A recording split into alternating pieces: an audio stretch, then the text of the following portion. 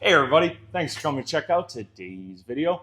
I was sitting just scrolling through random metal art pages, looking for ideas, inspirations for future projects, and I came across this image and I thought, man, that's a cool design. I like what they did there. But the more I looked at it, I couldn't tell if there was just like a filter or if it was just an AI generated image. But to help with the narrative of what I'm trying to do for this video, we're just going to go with it's an AI generated image. And I don't know why you would make AI art instead of just making real metal art. So it gave me the idea that whenever I see a cool design like this in AI, I'm going to try to make it in real life and see if I can make it better or cooler in some way to really show the AI machine overlords of the future that we're still better than them right now. Maybe not later, but right now we're still better. So let's see how it goes. Let me show you how I did it. I'm starting out today by cutting this aluminum rim in half so I can use it as a template for making the outside circle of my lamp. You might recognize this rim if you have seen my steering wheel video. If you haven't, I recommend you go check it out. Now that I got the rim cut in half, I grabbed a chunk of old toe chain that I had sitting around. I would tell you what the size of the actual links are, but per usual, I didn't measure and I kind of have no idea what the actual size is. I'll guess and say somewhere near 3/8. Sure, that sounds good. I am going through and tacking each individual link, so once I get it all put together, I can take it off of the rim and get a good weld on both sides of each link to really make sure that it's sturdy. It is just a lamp, but I don't know, accidents happen, and if somebody drops the thing, I don't want it to snap off in the middle, so I'm just going to go way overboard on the welding so I don't have to worry about it later. To finish off the ring, I cut a chunk out of the last link and I'm now trying to tap them together a little bit. I'm going to tack it in all the way around. The rest of the ring, I only want weld on one side. So when you look at it from the front, it looks like the chains are just kind of floating and not actually welded.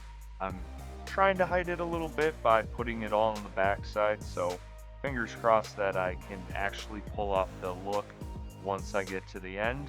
And now that the ring is together, it is time to way overweld this thing.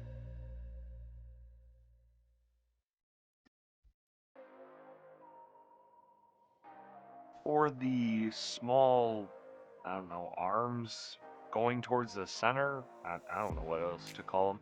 I'm using smaller chain, and honestly, I don't even know where this chain came from, so it's just random smaller chain. But I am not going to completely copy the picture that I took the inspiration from, because that seems kind of cheap to just fully copy something. So instead of going with the 7 arms going to the middle, I am only going to do 6 of them because I like even numbers. And comparing what visually my lamp to the source image, mine does look quite a bit bigger. Not trying to brag, just an observation.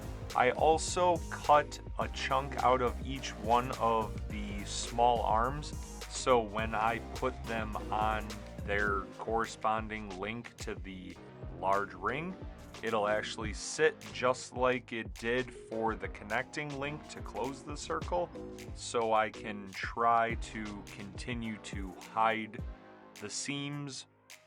Fingers crossed, I'm hoping it looks right once I get them all on and stand this thing up.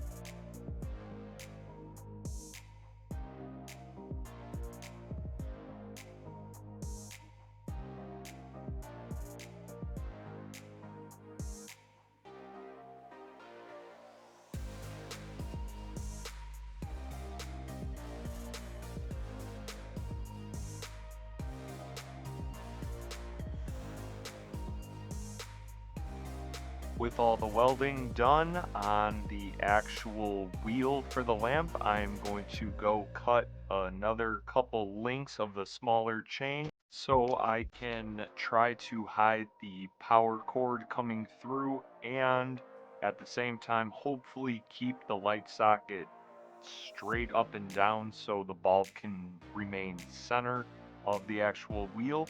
For my base, I have just a chunk of 1/4 inch flat stock I had left over from, oh, actually that's left over from the small display stand I made a while back.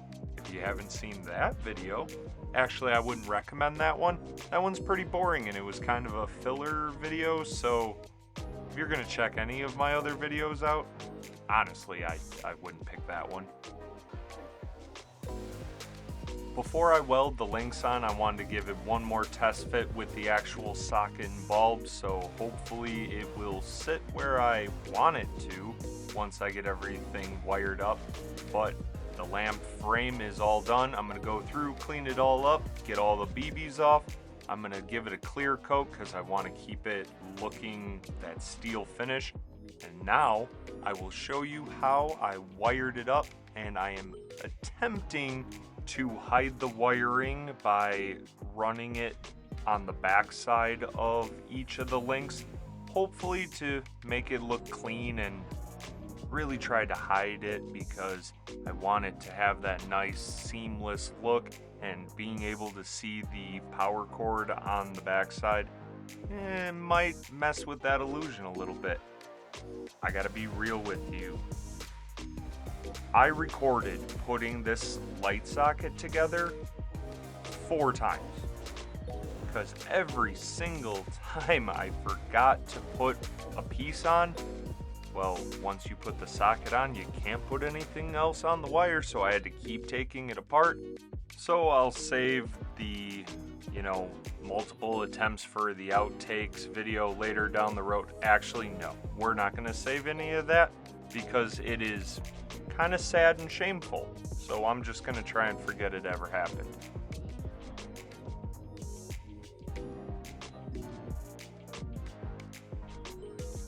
Now that I got everything done, it's time to plug this in and make sure that it works, which I really hope it does because I don't want to have to do it again. Nice. It worked. Everything's done. If you like what I did here today with the real life versus AI and you want to see me do it again more in the future, let me know down below. Thanks for watching.